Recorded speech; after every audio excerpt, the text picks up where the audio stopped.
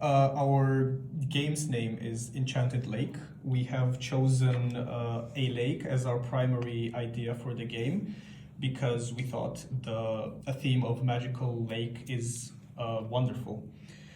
We can press game start to begin the game, and we are presented with the map along with 3 different locations: the wizard tower, the boat, and our home. If the player clicks the boat option, we are transported to a top-down view of the lake where the player moves around in his little boat, collects materials that helps him in crafting.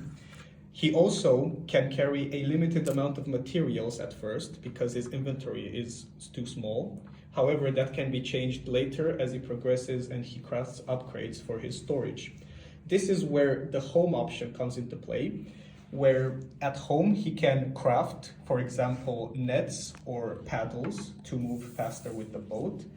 This can also be a place to store his valuables or trophies he might have collected along the way, as well as act as a saving room to save the game at any time. At the top-down view of the lake, there is also a special place where the player can go towards. It's the bubbles. When the player reaches the bubbles, he can choose to dive down into the lake in order to avoid obstacles and collect the prize that awaits him at the bottom of the lake. But by doing so, he gets an oxygen bar that slowly depletes over time.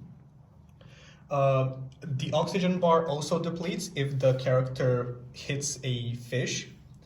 This depletes the bar by a substantial amount. But in order to replenish the bar, the player has to collect bubbles along the way. The player needs to constantly do this until he reaches the bottom of the sea, where he can collect the magical artifact. Fine. With the magical artifact collected, the player then goes towards the wizard tower, where the wizard offers an exchange, the magical artifact, for a brand new power, then tells the player that there are many more artifacts to collect, and the player then goes back to the boat and starts hunting for the magical artifacts remaining. One of these powers consists of a bubble arrow, which lets the player know what the closest bubble is and points towards the direction of it. Many more magical powers available are, for example, fast travel or camouflage on the ground area. Once the player goes down into the bubbles yet again, he finds that the level got progressively harder, with way more fish coming into play, as well as more bubbles.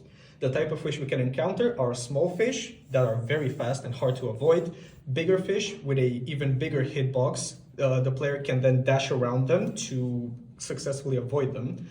Also, the fish can have different paths that can make avoiding them way harder.